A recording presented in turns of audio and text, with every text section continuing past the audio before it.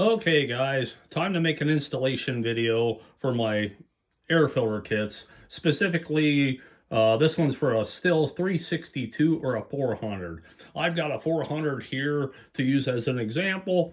362 may have some subtle differences, but I think the installation procedure is relatively close. So before I jumped into how to install it, I thought I'd show you what you get when you actually get the kit. So you're going to get a cage. The filter will wrap around the cage, and you're going to get a filter base, and it's a two-piece filter base. We will ship them not assembled, but in two pieces. So if you look, this part, there we go, we got focus. That's got a tab there, and there's a tab there, and those provide us stops. So this part slides down into that and actually prevents this from over traveling. So what you'll also notice is this section, this part here, this half has two holes. This one bolts onto the saw.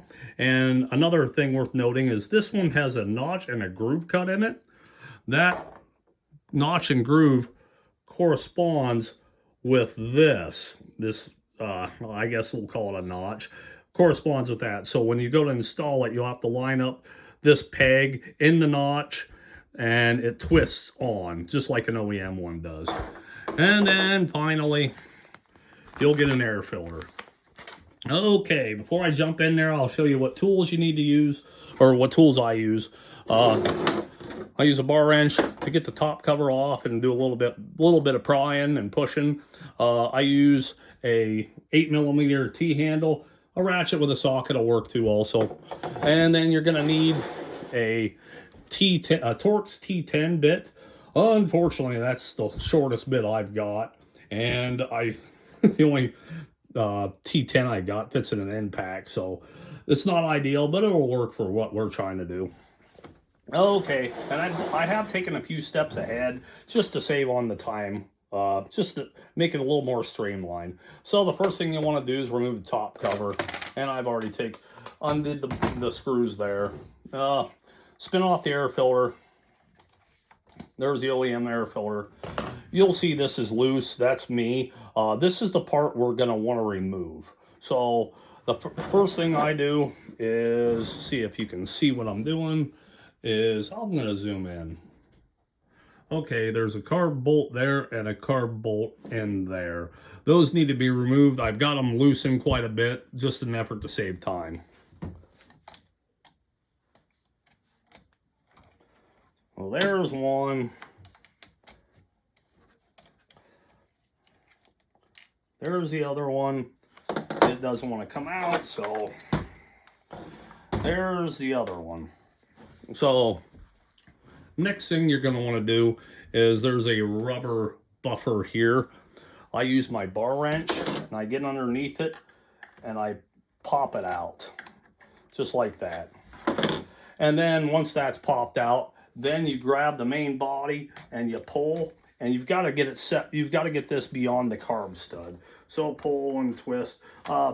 Take special note on the linkage and the wires before you do this, just in case you displace anything, you'll know how it goes back together. So, okay guys, I'll turn this around. So I've got that separated from the carb itself, and move the camera. You'll see here, there's a screw and another screw right here. Those need removed in order for this part to come off. I've got them loose. So I'll bring you back over here. You're not going to be able to see what I'm doing, but I'll use a T10 to remove that. Wrong way.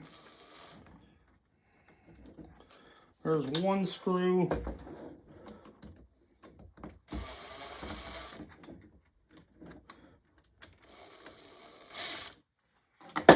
And there's a second screw, and you can hear that part bouncing across the floor. So there's the OEM portion we removed. It was held in place by those two T10 screws. So now we're going to grab the portion of the filter base that has those screws, and we're going to bolt that on to the existing piece. Now we'll see if we can spin this around so you can see what I'm doing here. How's that look? Up a little forward.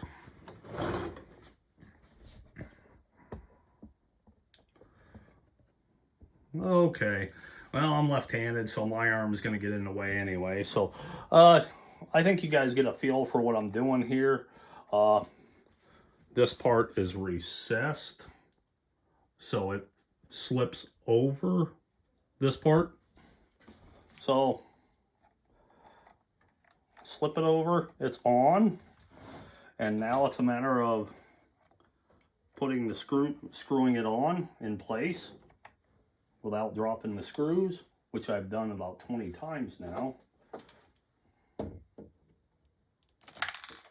Make that 21 times.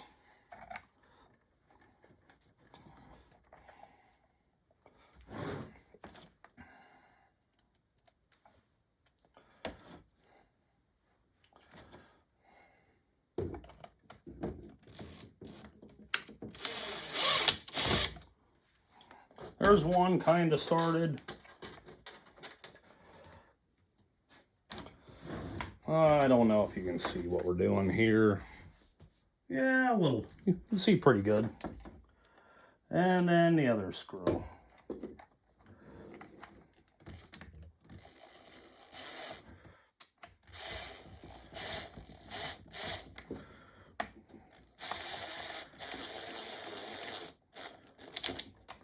Okay, guys, and take it easy torquing them down. I would use something beside an impact to do it. So you can see I now have that portion of the filter base screwed on there. So now it's a matter of getting the carb to fit back through the holes that we just took it out of. There we go.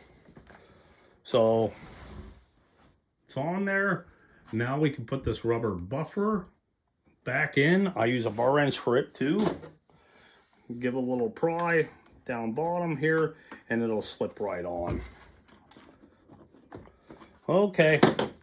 Now the next thing we'll do is put the carb studs on it. And if this was a two-piece thing, we would not be able to reach the bottom nut. So that's why the whole two-piece design on the filter base. So I may not tighten this up all the way, but you get the feel for it. So reinstalling the carb nuts. And guys, I think you'll really like this design. I really like a hollow filter design. I think it flows a little better and it definitely cleans a little better. You don't have to worry about dirt and contamination getting impregnated deep within the filter then trying to get it cleaned. So I think you guys will really, really like this design. I know I'm pretty happy with it. So those are on tight now. So crooked video. So now I grab the other half of the filter base, or the filter base, and it just snaps in place. There you go. So now I'm going to demonstrate without the filter, but that tab there, I'm going to put it in the groove of the filter base.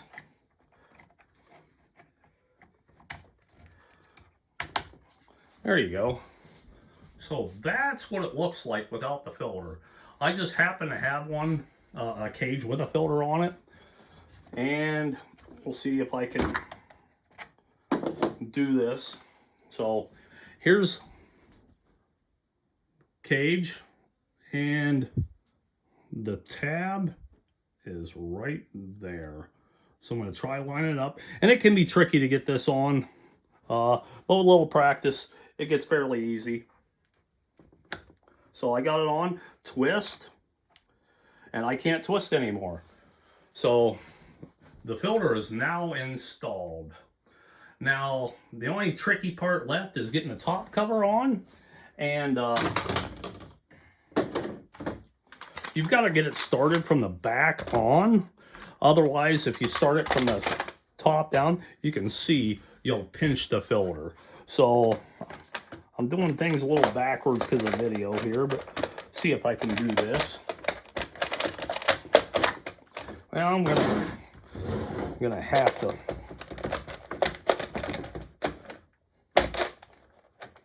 It may help if you put it, there we go.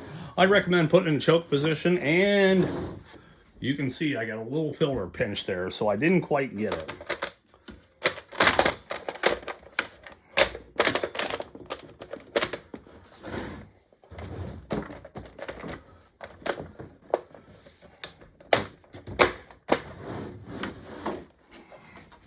There we go, guys. And then you tighten up the top cover, and it's done. Well, guys, I hope you appreciated my video here.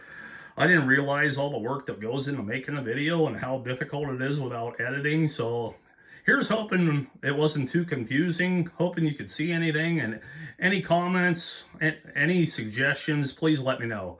All right, guys, thanks a bunch for your time.